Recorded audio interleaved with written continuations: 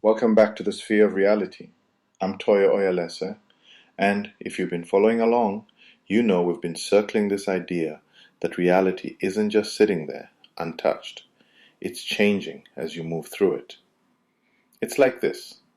You're at the center, kind of radiating outward, and there's this fuzzy edge. That's what you know, what's familiar, what you've made sense of. And as for what's outside, that's ambivalence. Just this unshaped, undefined possibility, sitting in the dark until you reach for it. Today, let's tackle the simple, but oddly slippery idea. What makes your sphere, your reality, expand or contract? Frankly, it's action. Not thinking about acting, not imagining all the things you could do, but actually stepping outside that comfort zone you've built. It's doing that pulls the edge outward, not just wanting. For example, think about learning something new. The first time I ever tried snowshoeing, right after my third Canadian winter, well, I was a fish out of water. But that action, floundering through the snow, literally falling over sometimes, suddenly there was a new corner of reality I'd mapped. Or maybe it's meeting someone new, striking up a conversation at the bus stop, or even starting a job in a place that isn't quite your turf. All these are ways, big or small, where your boundary nudges outward, not by theorizing, by doing. Actually, this reminds me. When I first arrived in Canada, I felt, well, adrift. I didn't know anyone, and there were days when I wondered if I'd ever really fit in. What changed things for me was volunteering at a local clinic. It was awkward at first. No, actually, I'll admit it was terrifying. I didn't even get all the local slang. But showing up, even when it would have been easier to retreat, that grew my world. Suddenly, I had a connection, stories, new routines. That clinic became a little island of home in a sea of unfamiliar. My sphere got bigger, not because I meant to, but because I took a step. So it's not just about what you intend, it's what you do. Every bit of action, every nudge, moves the edge of your reality outward. Don't let anyone convince you it's just about having potential. We'll get to that bit later.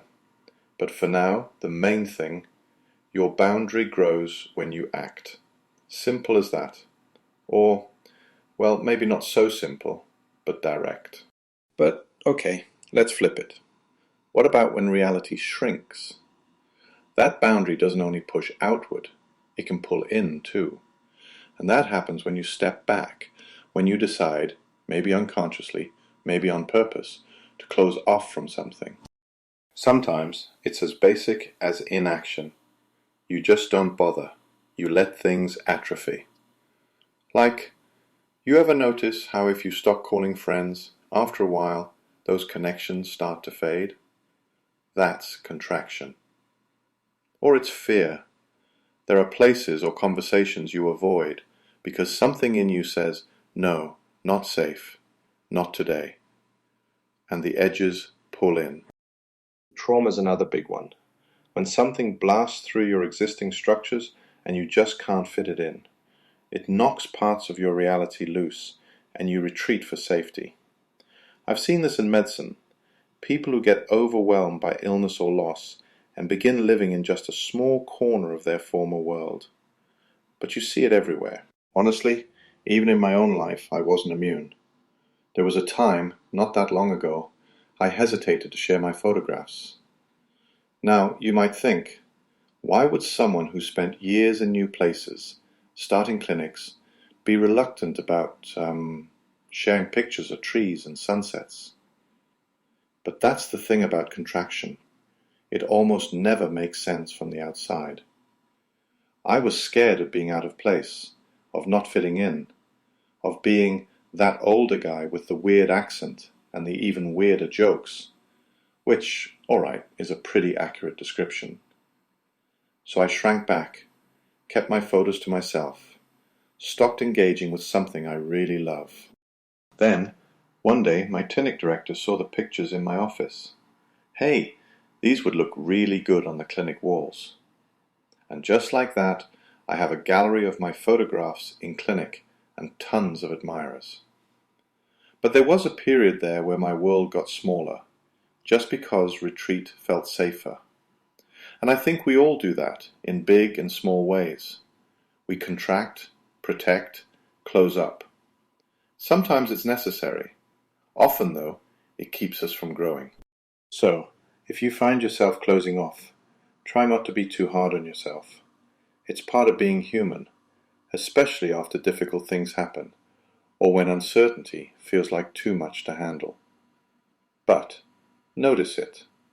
That's the first step to gently reopening those doors. Now here's a myth I keep bumping into. Maybe you have too. The idea that your potential, all the things you could do, somehow counts for more than what you're actually doing. You know, well, I could run a marathon if I just trained, or I could chase that promotion, I could move to a new city, I could reconnect with so-and-so. But here's the catch. Potential by itself doesn't move your boundary at all, not even an inch. You might be sitting on a mountain of unrealized possibility, but if you're not taking steps, your sphere of reality stays where it is. It doesn't matter how high the pile of coulds gets. From what I've seen, in medicine, in my own zigzag path, it's only what you actually do that shifts things. It's the small actions that draw new territory inside your lived reality. So, maybe let's try something concrete this week. Think about one small step you can take, something new, or maybe something you've been purposely avoiding. It doesn't have to be dramatic. Maybe it's calling an old friend, joining that club, picking up a book, or, heck, dusting off your snowshoes. See what happens when you deliberately push the edge, even just a bit. And I guess, as we're wrapping up, just remember, don't overestimate what potential alone does. We all do it, I think. The real change is in engagement, in showing up, in doing. That's where I'll leave it for today. I hope these reflections help you notice the moments your reality nudges outward or inward, and maybe inspire you to take a new action, however small. Next time, we'll look at what happens when these growing spheres meet each other, collide, and overlap, and well, sometimes spark a bit of chaos. I'm Toye Oyelese, and this is the Sphere of Reality.